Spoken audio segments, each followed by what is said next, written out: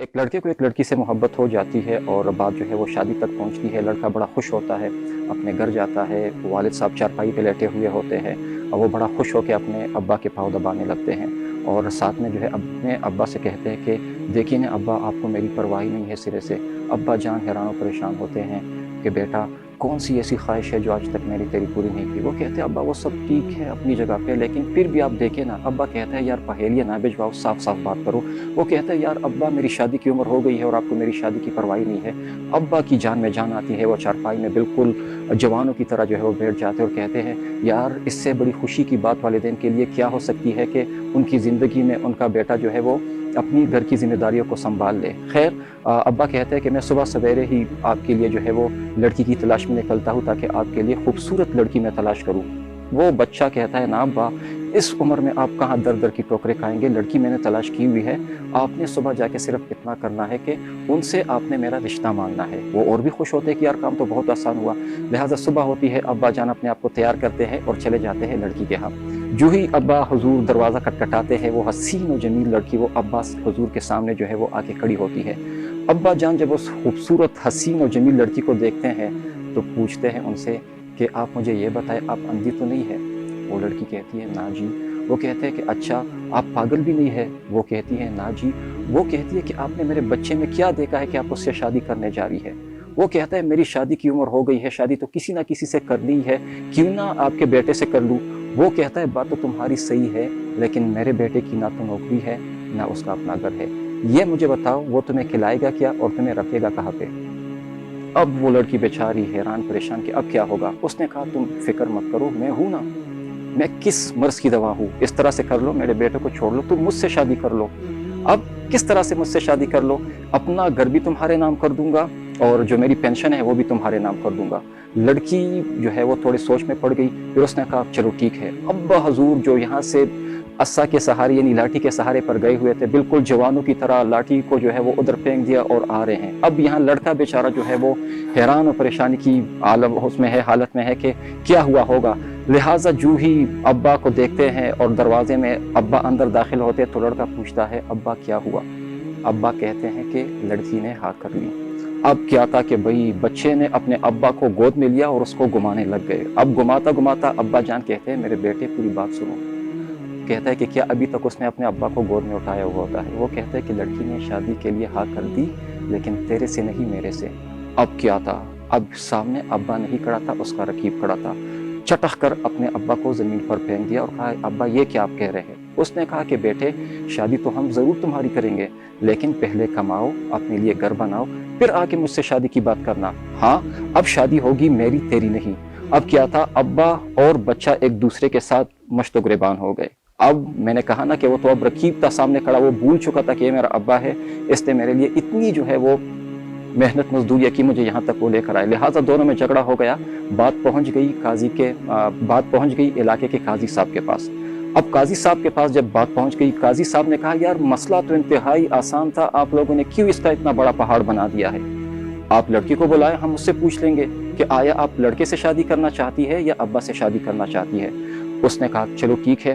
لہٰذا جب لڑکی کو حاضر کیا گیا اور قاضی صاحب نے اس حسین و جمیل لڑکی کو دیکھا تو قاضی صاحب نے کہا اس لڑکی سے نہ تو یہ ابا شادی کرے گا نہ اس سے یہ بیٹا شادی کرے گا، اس سے شادی کرے گا تو صرف اور صرف یہ قاضی صاحب کرے گا۔ یک نہ شد، دو نہ شد، اب تین شد۔ اب کیا تھا؟ اس نے کہا آپ کیا کہہ رہے قاضی صاحب، لڑکی کی مرضی تو پوچھ لے آپ۔ اس نے کہا نہیں جی یہ غلط کام میں نہیں کر سکتا۔ اس نے کہا کیسا غلط کام؟ اس نے کہا کہ میں آپ بچے اور آپ باپ کو جو ہے وہ گناہ سے بچانا چاہ رہا ہوں۔ اس نے کہا کس طرح سے گناہ سے آپ مجھے بچانا چاہ رہے ہیں؟ اس نے کہا کہ دیکھو بھئی اس وقت تم دونوں کے دلوں میں فطور ہے، اگر ابا سے شادی ہوتی ہے یا تو یہ لڑکی کی ماں بن جاتی ہے، اور نفسانی خواہش اس کے دل میں اس وقت اتر چکی ہے، لہٰذا یہ شادی نہیں ہو سکتی۔ اسی طرح سے اگر بچے سے شادی ہوتی ہے یہ اس کی بہو بن جاتی ہے، تو اس صورت میں بھی اب یہ بہت بڑا گناہ ہے۔ نا بابا اس میں تو میں آپ لوگوں کا ساتھ کبھی بھی نہیں دوں گا، لہٰذا اس لڑکی سے شادی میں کروں گا۔ بات جناب پہنچ گئی وزیر صاحب کے پاس۔ اب وزیر صاحب نے سب سے پہلے تو یہ کہا قاضی صاحب کو، اس نے کہا کہ قاضی صاحب جس عہدے پر آپ کو بٹھایا تھا آپ اسی عہدے کے ساتھ ناانصافی کرنے لگ گئے اور ان لوگوں کا حق کھانے لگے۔ اس نے کہا کہ اس لڑکی کو بولا ہم اس سے اس کی مرضی پوچھتے ہیں۔ اب وزیر صاحب جو ہے وہ لڑکی کے पास अपने दरबारियों को भेजते हैं, वज़ीर साहब के पास लड़की को जो है वो लाया जाता है। अब वज़ीर साहब जब उस लड़की को देखते हैं तो पहले 3 थे, अब 4 हो गए। वज़ीर साहब इधर कहते हैं कि मैं तो काज़ी साहब को कहते हैं कि मैं तो तेरी शिकायत लगाऊंगा अपने बादशाह सलामत को कि यहाँ आपके इसमें सल्तनत में ये चीज़ें हो रही है। अब क्या था कि वह उसने तो काजी साहब को भी जो है वो काफ़ी डांटा और उस बच्चे को और उसके बाप को भी काफ़ी डांटा और कहा कि इस लड़की से मैं इसलिए शादी करूंगा क्योंकि ये मेरा इलाका है, आप लोग मेरे हल्के से हो, लिहाजा मेरा हक बनता है कि मैं इससे शादी करूं। वो खुशियां जो मैं इस लड़की को दे सकता हूं आप लोग नहीं दे सकते। अब क्या था, इस हसीन और खूबसूरत जमील लड़की को कोई भी छोड़ने को तैयार नहीं था। अब वो लोग ये भूल चुके थे कि ये हमारा वजीर है, लिहाजा सब झपट पड़े अब वजीर साहब पर। बात होते होते होते पहुंच गई बादशाह सलामत के पास। बादशाह सलामत को बहुत गुस्सा आया, बहुत जलाल में थे और उसने कहा कि ये कौन सी ऐसी खातून है, कौन सी ऐसी हसीन और जमील लड़की है कि जिसने मेरे सल्तनत में इतना बड़ा जो है वो फसाद बर्पा कर दिया है, लिहाजा सज़ा तो मिलेगी ज़रूर, लेकिन आप लोगों को मैं सज़ा नहीं दूंगा, सज़ा मैं उस लड़की को दूंगा कि उसने मेरे इलाके के अंदर इतना फितना जो है वो बर्पा कर दिया।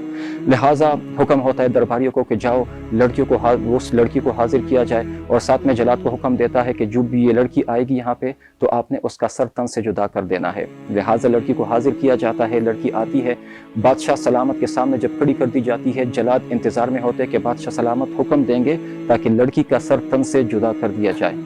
अब क्या था, बादशाह सलामत जो अभी चंद सेकंड पहले गुस्से की हालत में थे, जब लड़की को हाजिर किया गया, लड़की को देखा, बादशाह सलामत बर्फ की तरह पिघल गए।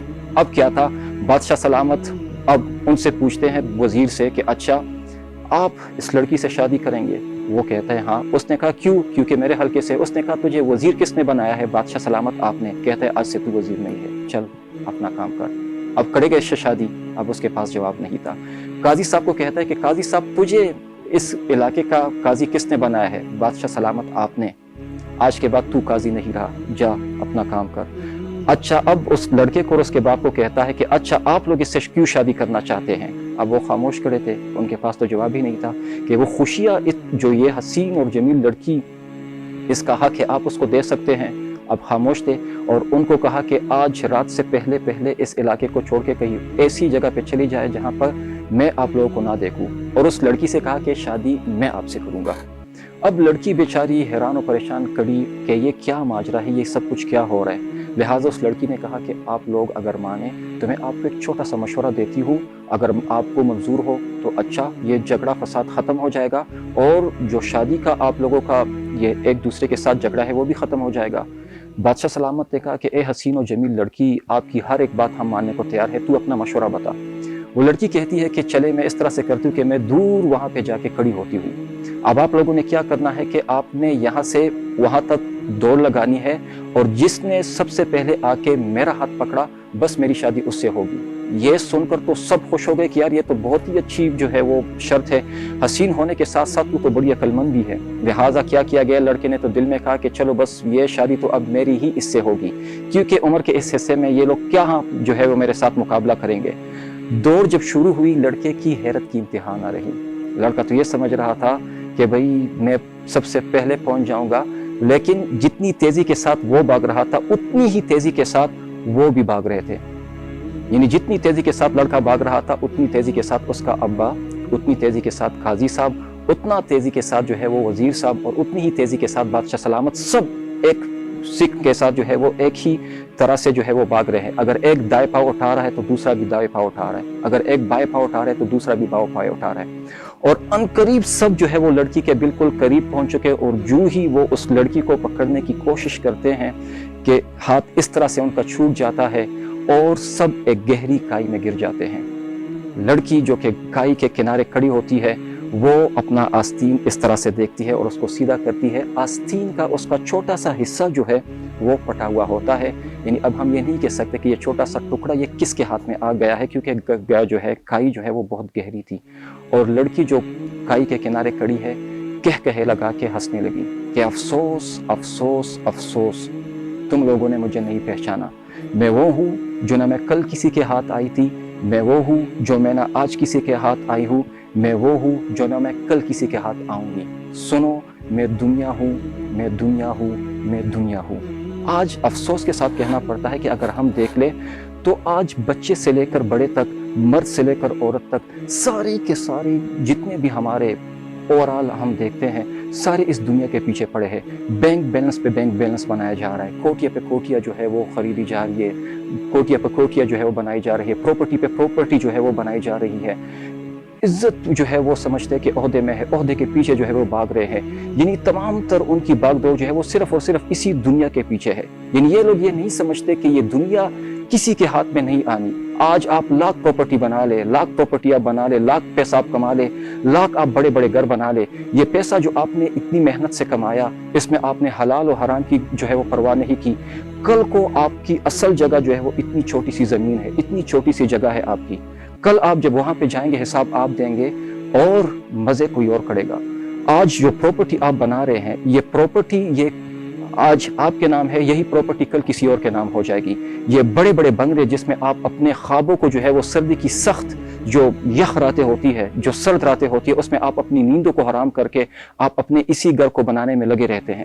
آپ کہتے ہیں کہ یار یہ یہاں سے ٹائلز آئیں گے، آپ کہتے ہیں یہاں سے سیلنگز آئے گی، آپ کہتے ہیں یہ کچن ہے، آپ کہتے ہیں یہ بیڈ روم ہے، آپ کہتے ہیں کہ یہ گیسٹ روم ہے۔ یعنی ہر طرح سے آپ اس کو دیکھ کے خوش ہوتے ہیں، لیکن جو آپ کا اصل گھر ہے، آپ کا اصل گھر تو اتنا چھوٹا سا گھر ہے، اس کے لیے آپ کیا تیاری کر رہے ہیں؟ اس گھر میں تو نہ پھر آپ کا جو ہے وہ کھڑکی ہوگی، اس گھر میں تو نہ آپ کے اتنے بڑے بڑے جو ہے وہ ٹائلز ہوں گے، اس گھر میں نہ اتنی بڑی بڑی جو ہے وہ اتنے بڑے بڑے دروازے ہوں گے، وہاں پہ تو کچھ بھی نہیں ہوگا۔ یہ جو لائٹس آپ کے اس گھر میں ہے، آپ نے ہر طرف جو ہے وہ بتیاں جو ہے وہ لگائی ہوئی ہے، اس آپ کا جو حقیقی گھر ہے، اس حقیقی گھر میں آپ کے پاس کیا ہوگا؟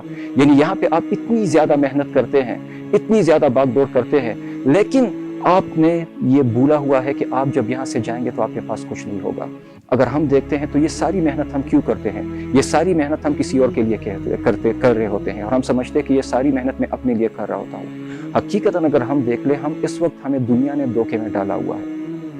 دھوکے میں اس لیے ڈالا ہوا ہے کہ آپ دیکھ لیں کہ ہم جب اس دنیا میں آتے ہیں، اس دنیا میں آتے ہوئے ہم ننگے ہوتے ہیں، ہمارے پاس کچھ نہیں ہوتا، بدن پہ ٹکڑا نہیں ہوتا، اور جب ہم یہاں سے جا رہے ہوتے ہیں تو یہاں پہ جاتے ہوئے امیر ہو غریب ہو، سب یہاں سے جب اپنے ساتھ لے کر جاتے ہیں تو اپنے ساتھ کیا لے کر جاتے ہیں؟ یہی 2 گز کفن کا ٹکڑا اپنے ساتھ لے کر جاتے ہیں۔ بعض لوگوں کو وہ بھی نصیب نہیں ہوتا۔ یعنی اتنی ساری محنت آپ نے صرف 2 گز کفن کے ٹکڑے کے لیے کی، اتنی ساری بھاگ دوڑ، اتنا لوگوں کا آپ نے حق صرف اس 2 گز کفن کے ٹکڑے کے لیے کیا، اپنی آخرت کو آپ نے صرف اور صرف اس 2 گز کفن کے ٹکڑے کے لیے برباد کیا۔ مجھے سمجھ نہیں آ رہی کہ ہم کس جگہ پہ جا رہے ہیں۔ ہماری اوورال اگر ہم تعلق کو دیکھیں، ہمارا تعلق سارا کا سارا اسی دنیا کی بیس پر ہے۔ اگر کسی کے دل میں خوف خدا ہے، اگر کسی کے دل میں اللہ اور اس کا رسول بستا ہے، ہم اس کو جو ہے وہ حقارت کی نظر سے دیکھتے ہیں، ہم اس کے ساتھ قطع تعلق کرتے ہیں، ہم یہ بھول جاتے ہیں کہ بھئی اصل بندہ، اصل ہیرا یہ لوگ ہوتے ہیں، کیونکہ قیامت کے دن ان لوگوں کے بارے میں آپ لوگوں سے سوال ہوگا۔ اب خود اندازہ لگا لے کہ یہ جو کچھ آپ دیکھ رہے ہیں، یہ جو کچھ ہو رہا ہے، اس میں کامیابی چھپی ہوئی نہیں ہے، یہ اصل میں آپ کو ناکامی کی جانب لے کر جا رہے ہیں، لیکن ہماری آنکھ اس چیز کو نہیں دیکھتی۔ اسی طرح سے اگر ہم دیکھتے ہیں، اللہ رب العزت سورہ اعلیٰ میں کیا فرماتے ہیں؟ آیت نمبر 16 اور آیت نمبر 17 میں، بل تؤثرون الحیات الدنیا، اور یہ لوگ کیا کر رہے ہیں کہ یہ لوگ دنیا کی زندگی کو آخرت پر ترجیح دے رہے ہیں، والآخرۃ خیر وابقیٰ، یقیناً کہ آخرت کی زندگی اس سے بہت بہتر اور بہت بقا والی ہے۔ اب خود آپ اندازہ لگا لیں کہ اللہ رب العزت خود یہ فرما رہے ہیں کہ یہ لوگ اب دنیا کی زندگی کو آخرت پر ترجیح دے رہے ہیں، اور ساتھ میں پھر یہ بھی فرما رہے ہیں والآخرۃ خیر وابقیٰ، کہ آخرت کی زندگی تو اس سے بہت بہتر اور بہت بقا والی ہے۔ بہت بقا سے مراد یہ ہے کہ نہ ختم ہونے والی ہے، لیکن اس وقت شیطان نے ہماری عقلوں پہ پردے ڈال دیا، ہمیں یہ چیزیں سمجھ نہیں آ رہی۔ اور پھر اگر ہم دیکھتے ہیں حدیث کی روح سے، حدیث پاک کا مفہوم ہے کہ نبی پاک صلی اللہ علیہ وسلم نے ارشاد فرمایا کہ اللہ رب العزت جس بندے سے محبت کرنے لگ جاتے ہیں تو اسے دنیا کے مال و منصب سے دور رکھ دیتے ہیں، اس طرح سے جس طرح سے تم لوگ اپنے مریضوں کو پانی سے دور رکھتے ہو۔